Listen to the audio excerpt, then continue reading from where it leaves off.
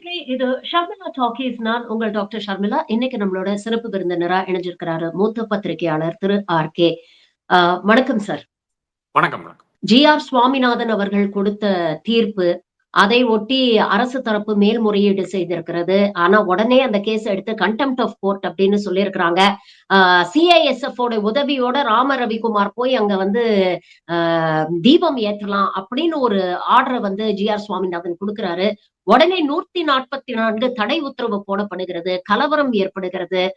போலீசார் ரொம்ப தீர்மானமா வந்து அந்த கலவரத்தை கட்டுப்படுத்தி அங்க மதுரை மக்கள் எல்லாம் கைத்தட்டி உற்சாகப்படுத்தி இருக்கிறாங்க. இந்த ஒட்டுமொத்த சம்பவத்தையும் எப்படி பாக்குறீங்க?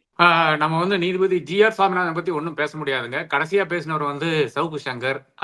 அவரை வந்து கோர்ட் அவமதிப்புன்ட்டு, அதாவது தன்னுடைய பர்சனல் இது இல்லை, ஆனா கோர்ட்டே வந்து அடைச்சி பழி சொல்லியிருக்காருன்னு சொல்லிட்டு ஒரு அவர் மேல வழக்க தொடர்ந்து சுவமோட்டோ கண்டெம்ட் எடுத்து அவர் வந்து 3 மாசம் வந்து கடலூர் சிறையில் இருக்க வேண்டிய அந்த அவலம் ஏற்பட்டது.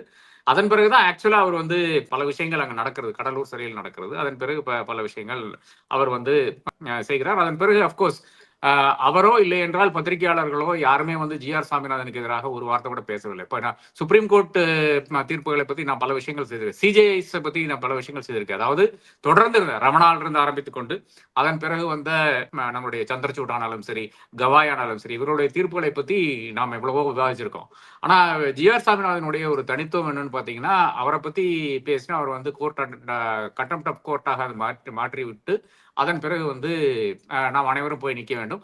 ஆனா எனக்கு இன்னைக்கு ஒரு மகிழ்ச்சி என்னன்னா, நான் சோசியல் மீடியாவில் பார்க்குறேன், அது சிபிஐ ஆனாலும் சரி, சிபிஎம் ஆனாலும் சரி, மதிமுக ஆனாலும் சரி, எத்தனையோ நபர்கள், ஆயிரக்கணக்கான நபர்கள் வந்து இன்னைக்கு அந்த தீர்ப்பை பத்தி பேசுறாங்க. எனக்கு 2 விஷயங்கள் அந்த தீர்ப்புல இருக்குது. ஒண்ணு வந்து ஃபர்ஸ்ட் மெயின் ஆர்டருங்க. அந்த மெயின் ஆர்டர்ல வந்து அவர் வந்து சூஃபிசத்தை வந்து ஒரு கல்ட் என்று கூறுகிறார். சூஃபி கல்ட் என்று 33ஆம் பக்கத்துல 49 பேஜ் இருக்கிற தீர்ப்புல வந்து 33ஆம் பேஜ்ல வந்து சூஃபிசத்தை ஒரு கல்ட்டாக அவர் கூறுகிறார். இதை நான் வன்மையாக கண்டிக்கிறேன். அவர்கிட்ட நான் முந்தானேத்து அந்த ஒரு டிவி விவாதத்துல கலந்து பேசும்போது கூட சொன்னேன், அவர் வந்து இதை திருத்திக் கொள்ள வேண்டும் என்று நான் சொன்னேன். அவர் திருத்தவில்லை. மெட்ராஸ் ஹைகோர்ட்டினுடைய சிஜேஓ வந்து இதை கண்டிப்பார் என்று நான் கருதுகிறேன். இந்த தீர்ப்பை மாற்றுவார் என்று நினைக்கிறேன். சூஃபிசம் கல்ட்டு கிடையாது. சூஃபிசம் ஒரு இஸ்லாமியர்களுடைய ஒரு பாகம். அது வந்து நம்மளை பொறுத்தவரை நிச்சயமாக பலருக்கும் ஏற்றுக்கொள்ளக்கூடிய ஒரு ஃபார்ம் ஆஃப் இஸ்லாமா இருக்கிறது. இன்னொன்று இருக்கிறது வஹாபிசம். அது வந்து கடுமையான ஒரு சவுதி அரேபியனுடைய ஸ்டைலில் இருக்கிற ஒரு பிராக்டிஸ் ஆஃப் இஸ்லாம். அதுலதான் இன்னொரு இருக்கின்ற கன்சர்வேட்டிசம் கூட சொல்ல முடியாது, பார்பாரிசம் என்று நான் கூட சொல்லுவேன். அந்த அளவுக்கு போகக்கூடிய ஒரு வழியாக இருக்கிறது. அப்ப இதுதான் இது ஃபர்ஸ்ட் தீர்ப்புல வந்து பல விஷயங்கள் வந்து அவர் வந்து அங்கே கோயிலுக்கு போறாரு. இதெல்லாம் ஒரு ஜட்ஜு செய்யாத வேலைதான். அங்க போயிட்டு அங்க பார்த்துட்டு இதுதான் தூபஸ்தம்பம் என்று அவர் வந்து எஸ்டாப்ளிஷ் பண்ணிடுறாரு. அதாவது ஒரு காலத்துல இது பலரும் வந்து தவறாக ஆர்கியாலஜிக்கல் சர்வே என்று கூறுகிறார்கள். ஆர்கியாலஜிக்கல் சர்வே கிடையாது, ஜியாலஜிக்கல் சர்வே ஆஃப் இந்தியா செய்த அந்த இதுதான் அந்த சர்வேஸ் தான். அந்த சர்வேஸ்ல வந்து என்ன கூறுகிறாருன்னு பாத்தீங்கன்னா, மிக தெளிவா 3 இடத்துல செய்யறாங்க. சேலம், மதுரை, அதே மாதிரி சென்னையில வந்து பிரிட்டிஷ் காலத்துல வந்து செய்யறாங்க. அதற்காகத்தான் மைக்கல்களை வந்து அங்கங்க நாட்டி இருக்கிறார்கள். இது வந்து தூபஸ்தம்பம் என்று சாமிநாதன் வந்து சொல்லுகிறார். அதுக்கு என்ன ஹிஸ்டாரிக்கல் அடிப்படை என்று நமக்கு தெரியவில்லை. இது ஒரு தீர்ப்பா இருக்கிறது. அதுலயே அந்த தீர்ப்பிலேயே அவர் நோட் பண்றாரு, இந்த பெட்டிஷனர் என்பவர் அவர் வந்து ஒழுங்காக இது பிரசன்ட் பண்ணவில்லை. அவர் ஒருவேளை அரசியல் சாய்வு இருக்கிறதாக எதிர்த்தரப்பினர் கூறுகிறார், எல்லாம் அதிலே நோட் பண்றாரு. அப்ப அதுல அரசியல் இருக்கிறது அவருக்கு தெரியாமல் கிடையாது. என்ன இந்த இதுக்கு டிஃபெண்டன்ஸ் வந்து மிக தெளிவாக சொல்லியிருக்கிறார். இது ஒரு அரசியல் கணக்கு தான் என்று மிக தெளிவாக அவருக்கு வந்து கூறியிருக்கிறார். அதை தாண்டியும் வந்து இந்த மாதிரி ஒரு தீர்ப்பு வந்து வந்திருக்கிறது. நிச்சயமாக வேதனைக்குரிய தீர்ப்பாகத்தான் இருக்கிறது. அதை தாண்டி அடுத்ததாக இவர் போட்ட அடுத்த ஆர்டர், அதாவது இவர்கள் எப்பவுமே ஏற்ற இடத்துல தான் ஹெச்ஆர்என்சி நபர்கள் வந்து தீபம் ஏற்றினார்கள் என்ற அந்த இதுக்கு பிறகு, அதாவது இந்த அளவுக்கு இந்திய வரலாற்றுல வந்து இப்படி ஒரு தீர்ப்பு வந்து கிடையாதுங்க. அதாவது கண்டெம்ட் ஆஃப் கோர்ட் உடனடியாக எடுத்து உடனடியாக அதை வந்து ஆக்ட் பண்ணி உடனடியாக ஒரு ஆர்டர் பிறப்பித்து உடனடியாக சிஐஎஸ்எஃப் கொண்டு வந்து வச்சு உடனடியாக பெட்டிஷனரை கூப்பிட்டு சொல்லி உடனடியாக பெட்டிஷனரை வந்து திருப்பரங்குன்றத்துக்கு அனுப்பி வைக்கிறது வந்து இந்தியா வரலாற்றிலே கிடையாது. 1947 இருக்கின்றது இருந்து இதுவரையான தீர்ப்புகள் வந்து ஒண்ணுமே கிடையாது. கண்டெம்ட் ஆஃப் கோர்ட்னா அது வரும், அது அது வரும். அதன் பிறகு வந்து இவர்கள் போய் இன்னும் மன்னிப்பு கேட்பார்கள். இல்லை என்றால் till the end of the session உங்களுக்கு சிறை அப்படிங்க. அதாவது நான் ரைஸ் பண்ற மட்டும் சிறைம்பாங்க. அதுல வந்து அதிகாரிகள் நிற்பார்கள். அதே மாதிரி பல நிபுணர்கள் நிற்பார்கள். அது போயிடும். அதுக்கு வரும். இப்போ வந்து இன்னைக்கு என்ன, இன்னைக்கு வந்து அடுத்த திங்கக்கிழமை இல்லைன்னா செவ்வாய்க்கிழமை வரும். அது அவ்வளோ இம்பார்ட்டன்ட் கண்டெம்ட் ஆஃப் கோர்ட்டா இருந்தா, இது வந்து ஒரு தூவமேரத்தில் இருக்கின்ற ஒரு கண்டெம்ட் ஆஃப் கோர்ட் தான்.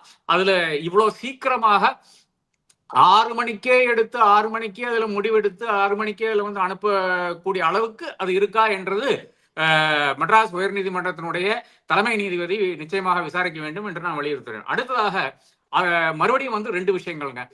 அது 2வது ஆர்டர்ல 2 விஷயங்கள். 2வது ஆர்டர்ல என்ன விஷயம்னு பாத்தீங்கன்னா, ஒண்ணு, ஒரு நீதிபதிக்கு, அதாவது ஒரு ஹைகோர்ட் நீதிபதிக்கோ சுப்ரீம் கோர்ட் நீதிபதிக்கோ சிஐஎஸ்எஃப், அதாவது எந்த மாதிரி ஃபோர்ஸ் வந்து எங்கே செல்ல முடியும், யாருக்கு பாதுகாப்பு கொடுக்க முடியும் என்று சொல்ல இடத்தில் வந்து ஒரு ஹைகோர்ட் ஜட்ஜ் இருக்கிறாரா இல்ல சுப்ரீம் கோர்ட் ஜட்ஜ் இருக்கிறாரா என்ற அந்த கேள்வியை நான் எழுப்ப விரும்புகிறேன்.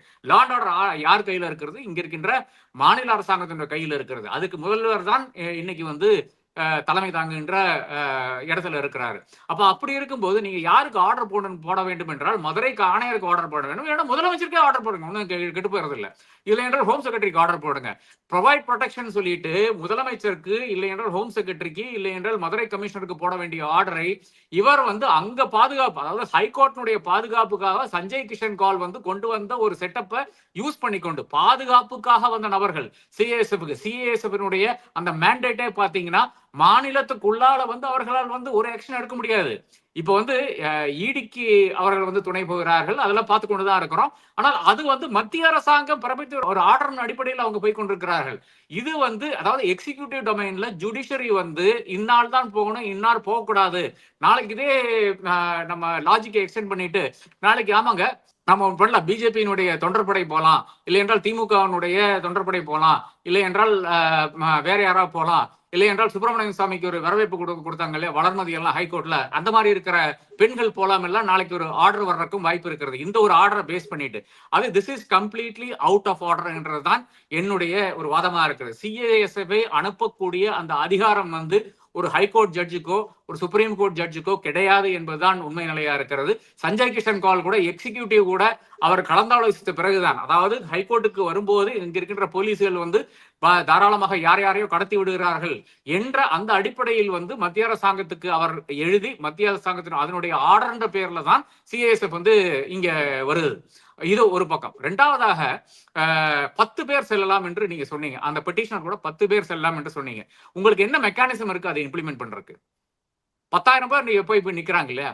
அப்ப டைரக்ட் கான்சிக்வன்ஸ் என்னன்னு பாத்தீங்கன்னா இந்த ஆர்டர்னுடைய டைரக்ட் கான்சிக்வன்சஸ் தான் அங்க கலவரம் நடக்கிறது. அப்ப என்னை பொறுத்தவரை வந்து அந்த கலவரம் என்பது நீங்க பெட்டிஷனரை வந்து எம்போல்டன் பண்றீங்க. எம்போல்டன் பண்ணிட்டு அவர் அரசியல் ஆபரேட்டிவ் என்ற அந்த சந்தேகம் உங்களுக்கு இருந்தால் கூட அதை தாண்டி நீங்க அவரை எம்பவர் பண்ணி என்ன பண்றீங்க பாத்தீங்கன்னா அங்க கலவரம் நடக்கிறது. அதன் பிறகு வந்து போலீஸ்காரர்கள் வந்து அவர்கள் வந்து காயப்படுகிறார்கள். அதன் பிறகு ஒரு 30 பேர் வந்து மலை உச்சியை நோக்கி ஓடி செல்கிறார்கள். அவருக்கு பின்னால போலீஸ் கமிஷனர் ஓடுறாரு. அதுல 5 பெண்கள் வேற. இவர்களை எல்லாம் பிடித்து செக்யூர் பண்ணிட்டு கொண்டு வர்றாங்க. நீங்க ஒரு விஷயம் நோட் பண்ண வேண்டுங்க. போலீஸ் கமிஷனர் அவர் யாருன்னு எனக்கு பேர் தெரியாது, ஐஜி சவுத் ஜோன், அதே மாதிரி அங்க இருக்கின்ற போலீஸ்காரர்கள், இவர்கள் யாருமே அத்துமீறி செயல்படவில்லை என்பது என்னை பொறுத்தவரை ஒரு பெரிய மகிழ்ச்சிக்குரிய விஷயமா இருக்கிறது. யூஸ்வலாக நமக்கு தெரியும் சதர்ன் தமிழ்நாடுனா 2 தட்டு தட்டி 2 முட்டு முட்டுனா தான் இவங்க எல்லாம் சரி வருவாங்கிற அந்த ஒரு மனப்பான்மையில் இருக்கின்ற போலீஸ் போர்ஸ், அந்த போலீஸ் போர்ஸ் வந்து நேற்றைய தினம் பாத்தீங்கன்னா நிச்சயமாக அது எவ்வளோ ஒரு ரெஸ்ட்ரெயின்டோட அவர்கள் நடந்து கொள்ளார்கள் என்று நமக்கு மிக மிக மகிழ்ச்சியா இருக்கு. அப்ப இப்ப போலீஸ் போர்ஸ் இப்படி நடக்கலாம் இருக்கிறது. அதாவது ஏதோ பத்திரிகையாளர்ல பார்த்தா மட்டும்தான் அடிப்பாங்க போல தெரியுது, பாக்கி என்ன அடிக்கிறது இல்லை போல தெரியுது.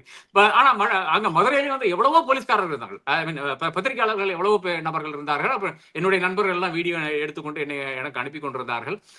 அப்போ இந்த ஒரு விஷயம் என்டையர் இன்சிடென்ட் என்று பாத்தீங்கன்னா flows out of a court order. இது ஒரு கோர்ட் செய்ய வேண்டுமா என்று நான் கரங்கூப்பி சிறந்தாழ்த்தி நான் வந்து நம்மளுடைய தலைமை நீதிபதியை கேட்டுக்கொள்கிறேன். இது நிச்சயமாக ஒரு முன்னுதாரணமாக முடியும். நிச்சயமாக தமிழக மக்களை காப்பாற்றுறதுக்கு நீங்க எல்லாம் செய்ய வேண்டிய விஷயம் என்பது நீங்க இங்க மத கலவரங்கள் உண்டாக்க கூடாது. இதுதான் என்னுடைய தலையாய வேண்டுகோளாக இருக்கும். சபரிமலை இஷ்யூல நம்ம பார்த்தோம்.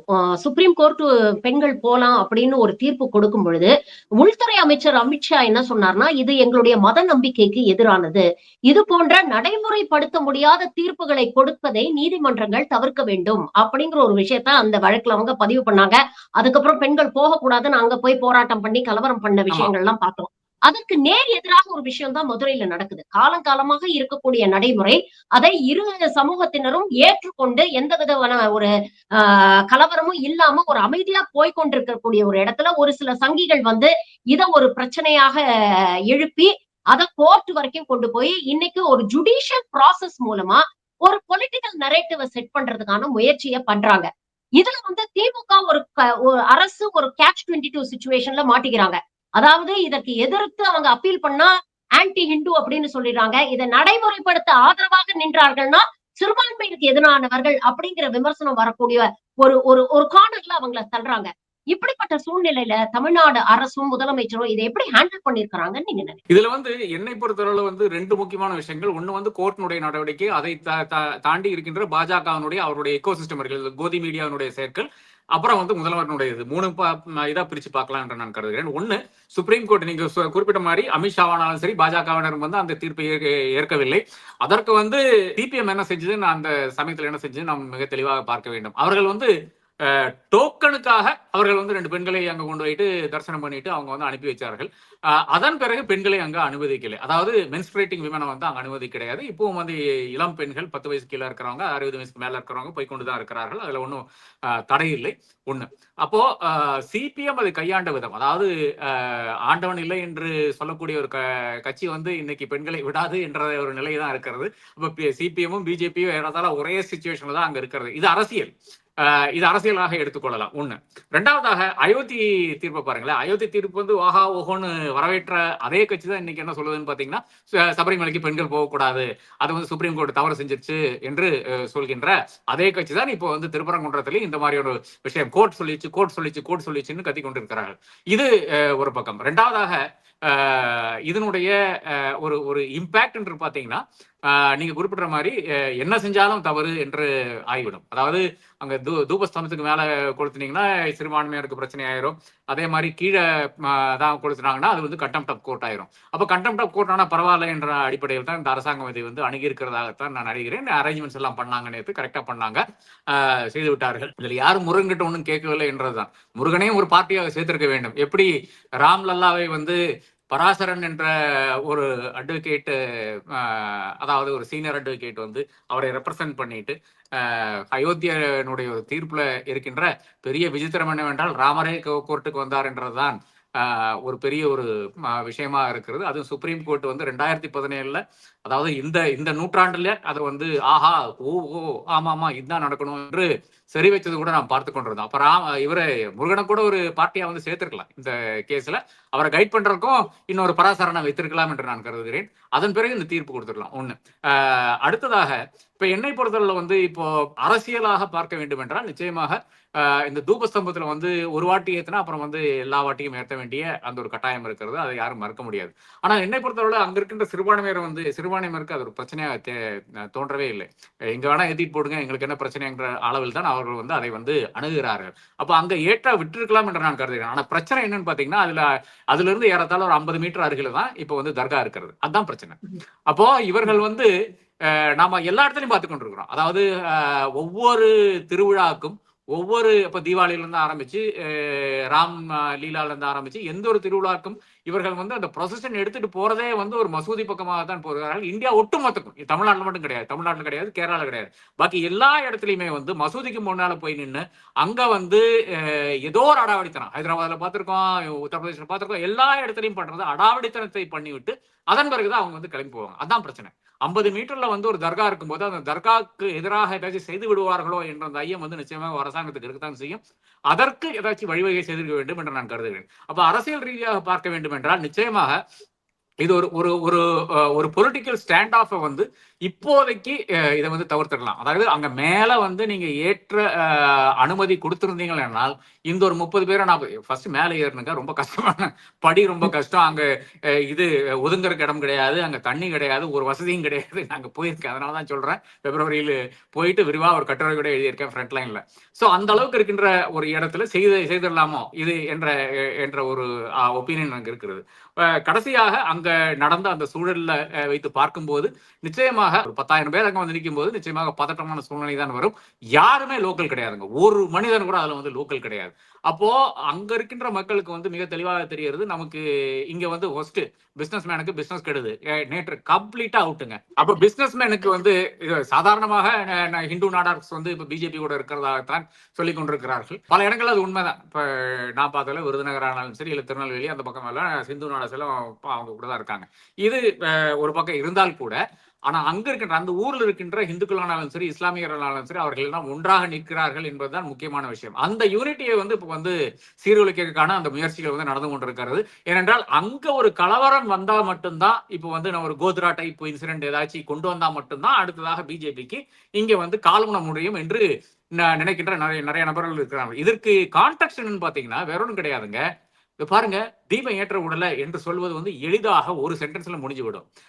அதற்கு வந்து எதிர்வினை ஆற்ற வேண்டும் என்றால், ஒரு திமுக அரசாங்கம் சொல்ல வேண்டும் என்றால் நீங்க எங்க ஆரம்பிக்கணும்? 1920 இருந்து ஆரம்பிக்கணும். 1920 வந்துங்க பிரிட்டிஷ்காரன் இப்படி சொன்னானுங்க.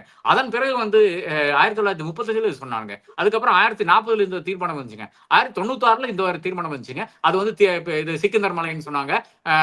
இஸ்லாமியர்கள் சிக்கந்தர் மலை, நம்ம வந்து ஸ்கந்தர் மலை என்று கூப்பிடுவோம். இப்படி எல்லாம் இதை வந்து நீங்க எக்ஸ்பிளைன் பண்றதுக்குள்ளால மக்களுக்கு புரியாது. இன்ஸ்டாகிராம்ல 30 செகண்ட்ல புரிய வைக்கிற மாதிரி என்ன பாத்தீங்கன்னா, ஹிந்துக்களுக்கு எதிரான அரசாங்கம், ஹிந்துக்களை வந்து தீபம் ஏற்ற விடவில்லை. சார், மெயின் ஸ்ட்ரீம் மீடியாவே இதுக்கு ஒரு மொபிலைசரா இருக்கிறாங்க இல்லையா? ஏதோ இவ்வளவு நாள் அங்க கார்த்திகை தீபமே ஏற்ற விடாத மாதிரியும், இப்பவும் அதற்கு வந்து தடை விதித்த மாதிரியும் ஒரு நரேட்டிவ் வந்து செட் பண்ண முயற்சி பண்றாங்களே. ஆமா, இந்த அக்ஷிதா நாப்கால் என்ற ஒரு பொண்ணு இந்தியா டுடேல இருக்கிறது. அதே மாதிரி ராகுல் சிவ்சங்கர், இந்த மாதிரி டெல்லியில் இருக்கிற இது கோதிய மீடியானுள்ள ஆளுங்க. அது முழுக்க முழுக்க வந்து பாஜகவுடைய எக்கோசிஸ்டம்ல ராகுல் சிவ்சங்கர் வந்து டைம்ஸ் நவுல இருந்த ஆளு. திடீரென்று அவர் வந்து அவரே நினைச்சிட்டாரு, நான் பெரிய ஆள் நினைச்சிட்டு அவர் வந்து அதை வேலையை விட்டுறாரு. அதன் பிறகு பார்த்தா எவனுமே வந்து ஹையர் பண்ண மாட்டேங்கிறான். ஏதோ ப்ராமிஸ் பண்ணிருக்காங்க தெரியுது, இவரே சேனல் ஆரம்பிக்கலாம்னு பார்த்தா தெரியுது. அதுக்கப்புறம் அது வந்து நின்று போயிருது. அதன் பிறகு இவர் என்ன பண்றாருன்னு பாத்தீங்கன்னா, இப்போ வந்து அம்பானியுடைய சேனல்ல வந்து ஜாயின் பண்ணியிருக்காரு. கச்சா முச்சானு வாய்க்கு வந்தபடி. இப்போ முந்தானத்து பேசிக் கொண்டது எது, அந்த இவர்களுடைய ஜோதிராதித்ய சிந்தியா ஒரு ஆப் போட்டார் இல்லையா, அந்த சஞ்சார் ஏதோ எஸ்எஸ் ஒரு ஆப் போட்டார் இல்லையா, அதை பத்தி ஃபுல் சப்போர்ட்டுங்க. அது ஃபுல் சப்போர்ட்னா, ஏன் கூகுளுக்கு நீங்க இது கொடுக்குறீங்க, ஆப்பிளுக்கு கொடுக்குறீங்க, எவனுக்கோ கொடுக்குறீங்க, ஏன் அரசாங்கத்துக்கு கொடுக்க முடியாதுன்னு, நீங்க ஏன் வந்து உங்களுடைய டேட்டா கொடுக்க முடியாதுன்னு ஒரு கேள்வி கேட்கிறாரு. இதுதான் எல்லாமே எல்லா கோதி மீடியால பாத்தீங்கன்னாலும் இதுதான் நேரேட்டிவா வருது. எவனுக்கோ டேட்டா கொடுக்குறீங்க, வெளியூர்ல இருக்கிற வெள்ளக்காரனுக்கு டேட்டா கொடுக்குறீங்க, ஏன் நம்மளுக்கு கொடுக்க முடியாதுன்ட்டு. ஏன்னா வெள்ளக்காரனுக்கு கொடுக்குற டேட்டா வந்து நாம என்னைக்கு வேணாலும் நிறுத்தலாம். இந்த போனை வந்து தூக்கி போட்டா ஐபோனுக்கு என்னுடைய டேட்டா வந்து அதோட ஸ்டாப் ஆயிருக்கு. டேட்டா வச்சிருக்கான், இதுவரை இருக்கிற டேட்டா இருக்கு, அதை தாண்டி இருக்கிற டேட்டா கிடையாது. ஒண்ணு. ரெண்டாவதாக அவை நம்மளுடைய அரசாங்கம் கிடையாது. நம்முடைய அரசாங்கம் வந்து இதை யூஸ் பண்ணி கொண்டு என்னென்ன செய்யும் என்று எனக்கு தெரியாது. என்னுடைய போன்ல வந்து ஒரு ஆப்பை போட்டு, அதாவது என்னுடைய கால்ஸை மானிட்டர் பண்ணலாம், எஸ்எம்எஸ் வந்து அதே அனுப்பலாம், கேமரா வந்து ஆன் பண்ணலாம், ஃபிளாஷ் லைட் ஆன் பண்ணலாம், எல்லாமே படிக்கலாம். என்னுடைய ஃபைல்ஸுக்கு, அதாவது அப்லோடட் ஃபைல்ஸ் ஆனாலும் சரி, கிளவுட்ல இருக்கிற ஃபைல்ஸ் ஆனாலும் சரி, என்னுடைய இதுல டிரைவ்ல இருக்கிற ஃபைல்ஸ் எல்லாமே படிக்கலாம் என்று வரும்போது, ஒரு அரசாங்கம் வந்து ஒரு ஸ்னூப்பிங் ஏஜென்டா மாறுது. கம்ப்ளீட்டாக 140 கோடி மக்களினுடைய போன்ல இருக்கின்ற அத்தனை விஷயங்களும் தெரியக்கூடிய ஒரு இடத்துல வந்து ஒரு அரசாங்கம் மாறிவிடுது. அதான் பிரச்சனையாக நான் காண்கிறேன். அதாவது இந்த அரசாங்கம் மேண்டேட் பண்ணும்போது தான் பிரச்சனை. இது வந்து கூகுளினுடைய இது வந்து நீங்க போட வேண்டும் என்று அரசாங்கம் சொல்லவில்லை. ஆப்பிளினுடைய இதெல்லாம் நீங்க வந்து இன்ஸ்டால் பண்ண வேண்டும் என்று அரசாங்கம் சொல்லவில்லை. என்னைக்கு வேணாலும் நான் தூக்கி போட்டு போயிடலாம், எனக்கு வந்து கோர்ட்டுக்கு போக முடியும். அரசாங்கத்துக்கு கோர்ட்டு போய் இன்னைக்கு வந்து ஜெயிக்கிற விஷயம் என்பது இயலாத காரியமா இருக்கிறது. எங்க போனாலும் என்ன எஸ்ஐஆர் இன்னும் முடியலைங்க. பீகார் எஸ்ஐஆர் பத்தி இன்னும் வந்து கோர்ட்ல கேஸ் போய் கொண்டுதான் இருக்கு. அப்ப அரசாங்கத்துக்கு எதிராக ஒன்றும் பண்ண முடியாத ஒரு சூழ்நிலை இருக்கிறது. என்னை பொறுத்தவரை அதுதான் பெரிய ஒரு பிரச்சனையா இருக்குது. இதையும் வந்து கோதி மீடியா சப்போர்ட் பண்ணுது. அப்ப அதே கோதி மீடியா தான் நேத்து வந்து களத்துல இறங்கி கச்சா முச்சான அடி அடிக்கிறாங்க. கோர்ட் ஆர்டரை பின்பற்றவில்லை, அதனால அங்க வந்து கலவரம் நீடித்து இருந்தது என்று கூறுகிறார்களே. இதை விட பெரிய மனசாட்சி இல்லாம பேசுறதுக்கு வேற யாருனாலும் முடியாதுங்க. அந்த எக்கோ சிஸ்டம் எனேபிளர் இருக்கு இல்லையா? என்ன ஆனாலும் பரவாயில்லங்க. தமிழ்நாட்டுல என்ன ஒரு 1000 பணம் இருந்தாலும் எனக்கு என்ன? என்னுடைய சம்பளம் வருது. நான் டிவியில உட்கார்ந்து பேசிக் கொண்டிருப்பேன் என்ற அந்த பாணியில் பேசுகின்ற ஜடங்கள் இருக்கிறாங்க இந்தியால.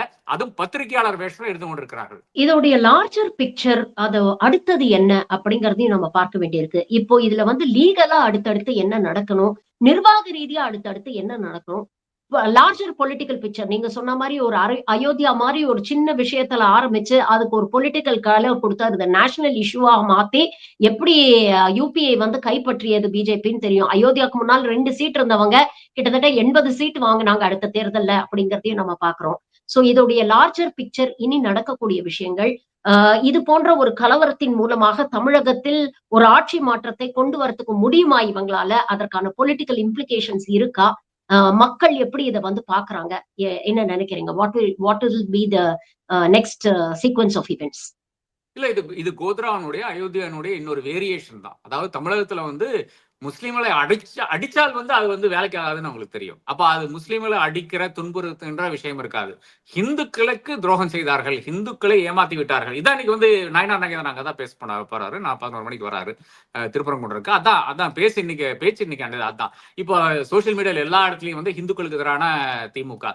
அது ஏற்கனவே ஒரு கட்டமைப்பு இருக்கு. சனாதனத்துக்கு எதிரான திமுக என்பதும் அது வந்து இந்துக்களுக்கு எதிரான திமுக என்பது மாத்திரம் பெரிய விஷயம் கிடையாது. அப்ப என்னை பொறுத்தவரை வந்து நீங்க பக்தர்களா இருந்தாலும் பக்தர்களா இல்லாட்டு விட்டாலும் நீங்க இந்துக்களானால் நீங்க வந்து குறிப்பாக செய்ய வேண்டிய விஷயம் என்பது நீங்க இவர்கள் வந்து உங்களுக்காக நிக்கிறார்களா அந்த விஷயத்தை நீங்க வந்து பார்த்தா போது நீங்களுக்கு அது அயோத்தியில இருந்து ஆரம்பிச்சு ஒவ்வொரு கோயிலா எடுத்து பார்த்தீங்கன்னா உங்களுக்கு தாராளமாக தெரியும் யார் வந்து ஹிந்துக்களுக்கு நின்றுக்கிறாங்க. 69% ரிசர்வேஷன் என்பது ஹிந்துக்கான விஷயமா இல்ல வந்து ஹிந்து கத்ரேனை ஹை என்று சொல்றது வந்து ஹிந்துக்கான விஷயமான நீங்க வந்து புரிஞ்சுக்க வேண்டும். அதிமுக ஆனாலும் திமுக ஆனாலும் ஒரே சேம் பேஜில் இருக்கின்ற கட்சிகளாக இருக்கிறது இந்த விஷயங்கள்ல. ஆனால் அதிமுக இன்னைக்கு போய் அங்க பிஜேபி கிட்ட போய் மாட்டி முழிக்கிறது பாத்தீங்கன்னா நீ அடுத்ததாக இதை வந்து ஒரு பெரிய ஒரு இஷ்யூவா எடுத்துட்டு போனா அதிமுகவுக்கு அங்க இருக்க முடியாத ஒரு சுச்சுவேஷன் வந்து நிச்சயமாக வந்துவிடும். பாஜக கூட இருக்க முடியாத சுச்சுவேஷன் வந்து தாராளமாக உருவாகி விடும் என்று நான் கருதுகிறேன். அதற்கு எடப்பாடி என்ன செய்ய போறாருன்றது கேள்வி நிச்சயமா இருக்கிறது ஒண்ணு. அது அந்த பக்கம் இருக்கிறது. இந்த பக்கம் இருக்கிற கேள்வின்னு பாத்தீங்கன்னா இவ்வளவுதான். இப்பவே வந்து பெரிய லெவல்ல கேம்பெயின் போயிட்டு இருக்குங்க. அவர்கிட்ட இருக்கிற காசுன்னு பாத்தீங்கன்னா அளவே கிடையாது. அதாவது டாட்டாவுக்கு ஒரு 48,000 கோடிக்கு வந்து ஒரு மேட்டருக்கு வந்து டாடா வந்து 748 கோடி வந்து இதா கொடுக்குறாரு, நன்கொடை கொடுக்குறாரு பிஜேபிக்கு. அதோட அந்த மாதிரி பெரிய அமௌண்ட் எல்லாம் இந்த எலக்ட்ரல் பாண்ட்ல வந்த காசு இன்னும் இருக்குது. அதை யாரும் ஒண்ணு தூக்கி போடல, எங்கேயும் போல அந்த காசு அங்கேயே தான் இருக்கிறது. அதே மாதிரியான எவ்வளவு அது பிறகு வந்த காசு எவ்வளவோ இருக்கிறது.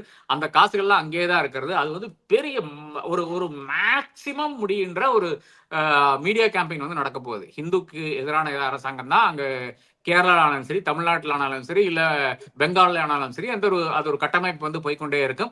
இனி இங்க நடக்கிற இஷ்யூஸ் இருக்கு இல்லையா? இப்போ வந்து திருப்பரங்குன்றத்தில் நடக்கிற இஷ்யூ என்பது திருப்பரங்குன்றத்துக்கான இல்லைன்னா தமிழ்நாட்டுக்கான செய்தியாக மட்டும் எடுக்க மாட்டார்கள்.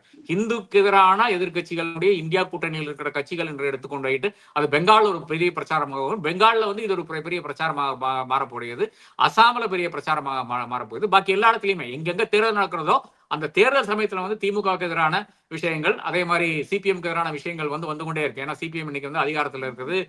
அதே மாதிரி தமிழ்நாடை பொறுத்தவரை நீ திரிணாமுலுடைய விஷயங்கள் வந்து இங்க அதிகமாக அவர்கள் வந்து ஹிந்துக்கு எதிரான அரசாங்கம் என்று சொல்லிட்டு ஃபேக் நியூஸ் ஆனாங்க. முழுக்க ஃபேக் நியூஸ் போடுவாங்க. இப்ப என்னுடைய ட்வீட் போட்டதுலயே வந்து ஒரு சங்கி ஒருத்தர் சொல்லியிருக்காரு, நூத்துக்கணக்கான டெம்பிள்ஸ் வந்து இங்க வந்து இடிச்சிருக்காங்கன்னு சொல்ற என்று ஒரு பதிவு வந்து போட்டிருக்காரு. அது தமிழ்நாடு போலீஸ் நான் டேக் பண்ணி போட்டிருக்கேன். இவர் சொல்றாருங்க எங்க அந்த டெம்பிள்ஸ் கொஞ்சம் கேளுங்க அவர்கிட்ட என்று சொல்லியிருக்கேன். அதே மாதிரி இன்னொரு பதிவு வந்து இருக்கிறது, இந்த மாதிரி hundreds of temples have been demolished in Tamil Nadu. முன்னாடி வந்து 20,000 டெம்பிள்னு சொல்லி 25,000 டெம்பிள் சொல்லி போட்டுட்டு இருந்தாங்க. இப்ப அது கிடையாது. இப்ப நூத்துக்கணக்கான டெம்பிள்ஸ்க்கு வந்து நிக்கிறாங்க சங்கிகள். அப்ப அதுதான் ஒரு வித்தியாசமா இருக்கு. நிச்சயமாக இது அனைத்தும் வந்து இந்த அரசாங்கம் வந்து கூர்மையான கவனத்தோடு செல்லவில்லை என்றால், இல்ல அங்க ஏதாச்சும் டீல் போட்டு நமக்கு வந்து ரொம்ப ரெய்டு வரப்போகுது, அதனால டீல் போட்டு நம்ம ஒதுங்கிலான்னு பாத்தீங்கன்னா நிச்சயமாக இந்த அரசாங்கம் வந்து நீடிக்காது என்றதான் என்னுடைய கருத்தாக இருக்கிறது. நேத்து வந்து அந்த வீடியோஸ், அந்த கலவரம், அந்த பிரச்சனைகள் எல்லாம் பார்க்கும்பொழுது ஒரு பக்கம் பதட்டமா இருந்தாலும் 2 வீடியோ வந்து ஒரு சின்ன தன்னம்பிக்கையை கொடுத்தது. ஒண்ணு அங்க இருக்கக்கூடிய காவல் அதிகாரி ரொம்ப பொறுமையா we will not allow this, we will face the consequences அப்படின்னு சொன்ன ஒரு விஷயம். அதே மாதிரி கலவரத்துல ஈடுபட முயற்சி பண்ணவங்களை காவல்துறை அதிகாரிகள் கைது செய்து வண்டியில ஏத்தும் பொழுது அங்க இருக்கக்கூடிய மதுரை மக்கள் அவங்க எல்லாருமே முருக பக்தர்கள் தான். அங்க கூடி நின்னு கை தட்டி போலீஸ்க்கு வந்து அவங்களுடைய ஆதரவை தெரிவித்த இந்த 2 வீடியோவுமே வந்து இன்னைக்கு சமூக வலைதளங்கள்ல வைரல் ஆயிட்டு இருக்கு. மக்களுடைய மனநிலை எப்படி இருக்குன்னு நினைக்கிறீங்க? இவங்களுடைய இந்த பிரிவினவாத அரசியல அவங்க புரிஞ்சுகிட்டு இருக்கிறாங்களா? இது வந்து நமக்கு இப்போதைக்கு தெரியுதுங்க. இது வந்து எந்த மாரியான விஷயங்கள் வந்து WhatsAppல போகும்னு நமக்கு சொல்ல முடியாது. உங்களுடைய நெய்பர பத்தி ஒரு செய்தி போடலாம். நாளைக்கு அங்க வந்து என்ஐஏ வந்து இறங்கலாம். என்ஐஏ வந்து இறங்கி ஒரு 10 முஸ்லீம தூக்கிட்டு போலாம். இவர்கள்லாம் தீவிரவாதிகள்னு சொல்லலாம். ஏன்னா எல்லாமே அவர்களுடைய கையில தானே இருக்குது. இப்ப ஏன்னா ரியா சக்கரவர்த்தி என்ற அந்த பெண்மணி என்னங்க செஞ்சுச்சு? அவங்கள போட்டு ஜெயில்ல வைக்கிறதுக்கு. பீட்டர் முகர்ஜி என்னங்க பண்ணாரு? அவர வந்து 60 வயசுல வந்து அவர கொண்டோய் ஜெயில்ல போட்டு, அவர்களுடைய மனைவி என்ன பண்ணாங்க? அதாவது அவருடைய மகளை கொன்னு விட்டார்கள் என்றதுதான் சார்ஜா இருந்தது.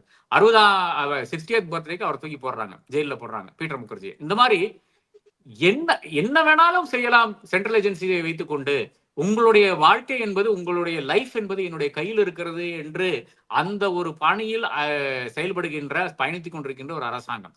இதுகிட்ட நாம என்னதான் பேச முடியும் என்று இருக்கிறது. அவர்கள் எப்படி வேணாலும் பிரிவினை வந்து ஏற்படுத்தலாம். அப்ப கம்யூனிகேஷன் இல்லை என்றால், அந்த நகரத்தில் இருக்கின்ற மக்கள் வந்து அந்யோன்யமாக பழகவில்லை என்றால், எந்த பிரச்சனை இருந்தாலும் அது உடனடியாக பேசி தீர்க்கவில்லை என்றால், இது அடுத்து ஒரு கலவரமாக வெடிக்கக்கூடிய அந்த சான்சஸ் வந்து அங்கேயும் இருக்கிறது. பாக்கி இருக்கின்ற எவ்வளவோ முருகனுடைய அந்த ஆறுபடை வீடுகளிலும் இருக்கிறது. அதே மாதிரி சிவனுடைய ஆலயங்கள் இருக்கிறது. எல்லா இடத்துலயுமே இருக்கிறது என்றதான் உண்மையான விஷயம். அப்ப தமிழகத்தில் இருக்கின்ற தீர்த்த ஸ்தலங்கள்னு பாத்தீங்கன்னா ஏறத்தாழ பெரிய கோயில்களே பாத்தீங்கன்னா ஏறத்தாழ ஒரு 1500 கோயில் கிட்ட இருக்கும். காஞ்சிபுரத்திலேயே இருக்குது ஒரு 100 கோயில் வந்து காஞ்சிபுரத்திலேயே இருக்குது. ஆனா காஞ்சிபுரத்துல ஒன்றும் பண்ண முடியாது. ஏன்னா சென்னைக்கு ரொம்ப அருகில் இருக்காங்க. மக்கள் எல்லாம் படித்தவர்கள். அண்ணாவனுடைய ஊரு. அதுல வந்து பகுத்தறிவு கொஞ்சம் ஜாஸ்தி இருக்கிற ஒரு ஊராக இருக்கிறது. அதனால அங்க ஒன்றும் பண்ண முடிய மாட்டேங்குது. அப்ப இந்த மாதிரி இருக்கின்ற விஷயங்கள் தஞ்சாவூர் ஆனாலும் சரி, இந்த மாதிரி எந்த ஊர்ல வேணாலும் நாளைக்கு கலவரத்துக்கான அந்த சீட்ஸ் வந்து இன்னைக்கு வந்து திருப்பரங்குன்றத்துல வந்து ஷோ பண்ணியிருக்காங்க. அதைத்தான் மக்கள் வந்து கவனமாக விழிப்பாக இருக்க வேண்டும். திருப்பரங்குன்ற மக்கள் மட்டும் கிடையாது, தமிழகத்தினுடைய அத்தனை மக்களும் வந்து இதுல வந்து ரொம்ப கூர்மையாக இருக்க வேண்டும். குறிப்பாக ராமநாதபுரம் மாவட்டத்தினுடைய மக்கள். பல விஷயங்களை இன்னைக்கு எங்களோட பகிர்ந்துக்கிட்டீங்களா? உங்கள் நேரத்துக்கும் கருத்துக்களுக்கும் மிக்க நன்றி sir. Thank you very much for join.